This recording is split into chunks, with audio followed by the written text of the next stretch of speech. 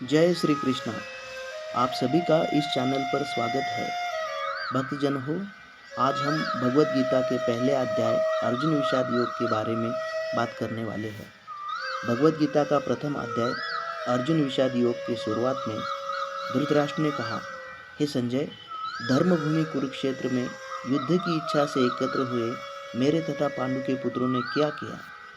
संजय ने कहा, उस समय राजा दुर्योधन पांडवों की सेना को सुसज्जित देखकर द्रोणाचार्य के पास आए और इस प्रकार बोले, हे आचार्य, पांडुपुत्रों की इस विशाल सेना को देखिए, जो आपके बुद्धिमान शिष्य द्रुपद के पुत्र दृष्टद्युम्न द्वारा व्यवस्थित और खड़ी की गई है। इस सेना में भीम, अर्जुन, सात्विकी, विराट, बड़े धनुषधारी महारथी द्रुपद जैसे योद्धा है। दुष्टकेतु, चेकितान, बलशाली काशीराज, पुरुजित, कुंतीभोज, नरश्रेष्ठ शैब्य आदि जैसे महान वीर शक्तिशाली योद्धा भी है। शक्तिशाली युधामन्यु, शक्तिमान उत्तमौजा, सुभद्रा पुत्र अभिमन्यु और द्रौपदी के पांचों पुत्र सभी महारथी है। हे ब्राह्मण श्रेष्ठ, जानिए कि आपके बीच क्या महत्वपूर्ण है। आपकी जानकारी के लिए मैं आपको बता दूं कि हमारी सेना के महारथी कौन है। आप स्वयं द्रोणाचार्य, पितामह भीष्म, कर्ण, युद्ध में विजयी कृपाचार्य, अश्वत्थामा, विकर्ण और सोमदत्त के पुत्र भूरिश्रवा है। ऐसे और भी कई लोग हैं जिन्होंने मेरे लिए अपनी जान कुर्बान कर दी। वे सभी विभिन्न अस्त्रों शस्त्रों से सुसज्जित हैं और युद्ध कला में भी कुशल है। भीष्म पितामह द्वारा रक्षित हमारी वह सेना सब प्रकार से अजय है, इसलिए भीम द्वारा रक्षित उसकी सेना पर विजय पाना आसान है।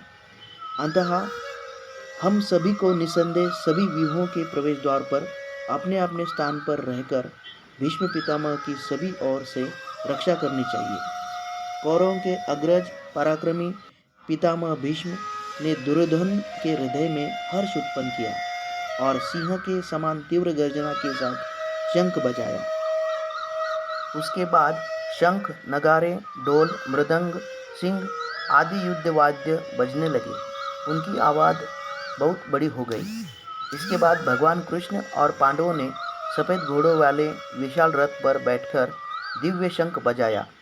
श्री कृष्ण ने पांचजन्य नामक बड़ा शंख बजाया। अर्जुन ने देवदत्त नामक और भयानक कर्म करने वाले भीम ने पौंड्र नामक बड़ा शंख बजाया। कुंती के पुत्र राजा युधिष्ठिर ने अनंत विजय नामक शंख बजाया और नकुल तथा सहदेव ने सुघोष तथा मणिपुष्पक नामक शंख बजाया।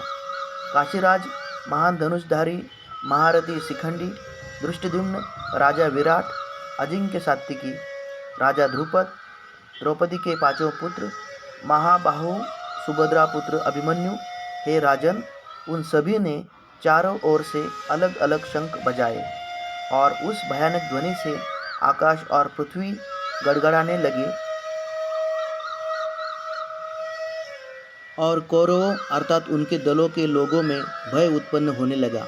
महाराज, कौरवों को युद्ध के लिए तैयार देखकर जब हथियारों की वर्षा का समय आया तो अर्जुन ने अपना धनुष उठाया और ऋषिकेश श्री कृष्ण से कहा, हे अच्युत, मेरे रथ को दोनों सेनाओं के बीच में स्थापित करो ताकि मैं उन लोगों को देख सकूं जो युद्ध की इच्छा से यहाँ आए हैं। मैं उन राजाओं की सेना में सम्मिलित योद्धा को देख रहा हूँ जो युद्ध में दुष्ट दुर्योधन को लाभ पहुँचाना चाहते हैं। संजय बोले, धृतराष्ट्र महाराज, जब अर्जुन ने ऐसा कहा तो श्री कृष्ण ने उस महान रथ को दोनों सेनाओं के मध्य में खड़ा कर दिया। श्री कृष्ण ने भीम, द्रोणाचार्य तथा अन्य सभी राजाओं के सामने यह कहा, पार्थ, युद्ध के लिए इकट्ठे हुए इन कौरवों को देखो।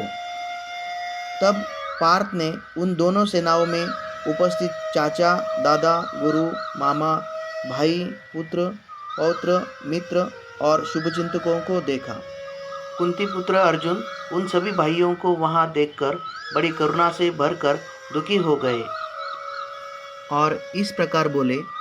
अर्जुन ने कहा, हे कृष्ण, युद्ध की इच्छा से युद्ध के मैदान में उपस्थित इन रिश्तेदारों को देखकर मेरे अंग पिघल रहे हैं। मुंह शुष्क और शरीर कांप रहा है। मेरे हाथ से गांडीव धनुष गिर रहा है। अंग में सूजन हो रही है। मेरा मन भी भ्रमित हो रहा है, तो मैं खड़ा भी नहीं हो सकता। हे केशव, मुझे विपरीत लक्षण दिखाई दे रहे हैं। मुझे नहीं लगता कि युद्ध में लोगों को मारने से कल्याण होगा। हे कृष्ण, मुझे न विजय की इच्छा है, न राज्य की और न सुख की। हे गोविंद, हमें ऐसे राज्य का क्या करना चाहिए? ऐसे भोग विलास और जीवन से क्या लाभ? हम जिनसे राज्य और सुख की आशा करते हैं, वे सब धन और जीवन की आशा छोड़कर युद्ध में खड़े हो गए हैं। गुरुजन, चाचा, बेटे, मामा, पोते, साले आदि प्रभावित होते हैं। हे मधुसूदन, भले ही वे मुझे मारने के लिए तैयार हो, मैं त्रिलोक के राज्य की खातिर भी उन सभी को नहीं मार सकता। तो इस धरती की क्या बात है? हे जनार्दन, धृतराष्ट्र के पुत्रों को मारकर हमें कौन सा सुख मिलेगा? इन भीतरी लोगों को मारकर हमें तो पाप लगेगा। इसलिए हे माधव, हमारे लिए धृतराष्ट्र के पुत्रों, अपने भाइयों को मारना उचित नहीं है, क्योंकि हम अपने ही परिवार को मारकर कैसे खुश रह सकते हैं। लोभ से जिसकी बुद्धि भ्रष्ट हो गई हो, वह कुल के नाश का दोष तथा मित्र से वैर करने का पाप भी नहीं देखता। हे जनार्दन, कुल के नाश से उत्पन्न दोष स्पष्ट होते हैं। हमें इस पाप से दूर रहने का विचार क्यों नहीं करना चाहिए? जब कुल नष्ट हो जाता है तो पारंपरिक कुल धर्म लुप्त हो जाता है। जब कुल धर्म लुप्त हो जाता है तो उस कुल में पाप व्यापक रूप से फैल जाता है। हे कृष्ण, पाप के बढ़ने से कुल की स्त्रियां अत्यंत भ्रष्ट हो जाती है। और हे वार्ष्णेय, जब स्त्रियां भ्रष्ट हो जाती है तो वर्ण संकर उत्पन्न होते हैं। वर्ण संकर कुल और कुल का नाश करने वालों को नरक में ही ले जाता है, क्योंकि जो लोग श्राद्ध, जल तर्पण आदि करने से चूक जाते हैं, उनके पितर नीचे चले जाते हैं। इन संकरण दोषों के कारण परंपरागत जातियां एवं कुल नष्ट हो जाते हैं।